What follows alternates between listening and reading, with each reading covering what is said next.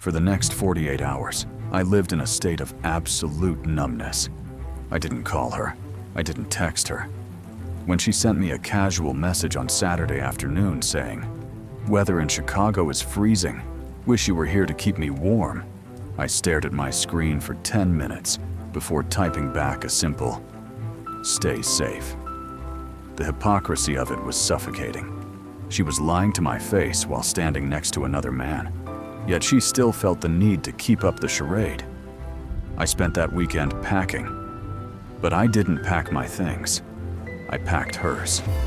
It's amazing how much of a person's life you can fit into cardboard boxes when you stop caring about being careful.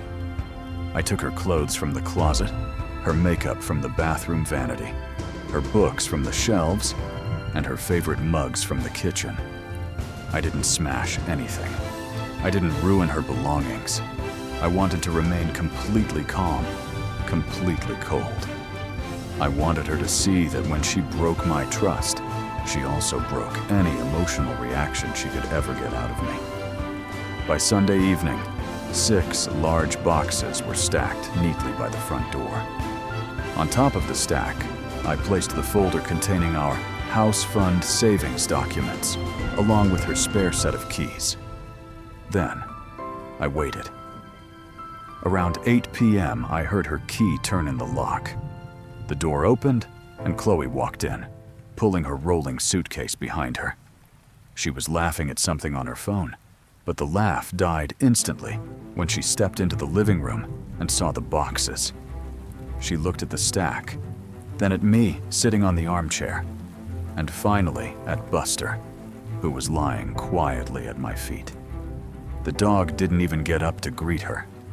Animals have a strange way of sensing when the atmosphere in a house has turned toxic. "Mark?" she asked, her voice trembling slightly. "What is this? What's going on?" "You can leave the suitcase by the door, Chloe. You won't be unpacking it," I said. My voice sounded incredibly distant, even to me. I didn't recognize my own tone. It was completely devoid of anger, just flat and empty. "Are you crazy? What are you talking about?" She tried to laugh it off, taking a step toward me. "Is this some kind of sick joke?" I reached over to the coffee table, picked up my phone, and turned the screen toward her. I had taken screenshots of her entire conversation with Dave from the laptop. I didn't say a word. I just pointed the screen at her. The moment she saw the names and the familiar text alignment, her entire demeanor shattered. The defensive, confident woman who had walked through the door 5 minutes ago vanished. She dropped her purse on the floor. "Mark, please." "Let me explain," she whispered, her eyes filling with tears. "Explain what, Chloe?" I asked, looking her straight in the eyes. "Explain how the weather was freezing in Chicago? Or explain how the hotel room Dave booked was amazing? Which part of the lie do you want to explain first?" She took a step back, covering her face with her hands. She began to sob, the heavy, desperate kind of crying that usually makes you want to comfort someone. But as I sat there watching her, I felt absolutely nothing. The pain had already burned itself out over the weekend. Now, there was only a vast, empty space.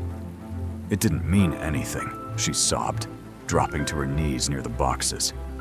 "I swear it didn't. He's my boss. He put so much pressure on me. And I felt so lost. I made a mistake, Mark. A horrible mistake. But I love you. We have a life here. We have Buster. Please don't do this." "A mistake is forgetting to buy milk on the way home, Chloe," I said quietly. "A mistake is not spending 5 months planning weekend getaways, lying to my face every single day, and making me feel like I was the paranoid one for noticing you pulling away. You didn't make a mistake.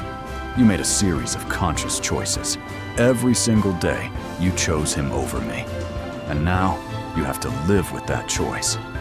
She reached out to grab my hand, but I pulled away.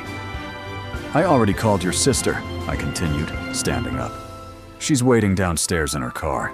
She knows we're breaking up, though I didn't give her the details. That's your job. You have 20 minutes to get these boxes down to her car. If anything is left behind after tonight, it's going in the trash." She looked up at me, her makeup ruined, her eyes desperate. For 4 years, she had known me as the guy who would do anything to make her happy. She had never seen me like this, unyielding, cold, and completely done. "Mark, please," she begged. "Can we just talk? Just one night. Let's talk tomorrow when we're both calm." "We are talking," I replied, walking toward the bedroom. "And this is the last conversation we will ever have." I walked into the bedroom, closed the door, and locked it. I sat on the edge of the bed and covered my ears to drown out the sound of her crying in the living room. It took her 3 trips to carry the boxes down. I heard the front door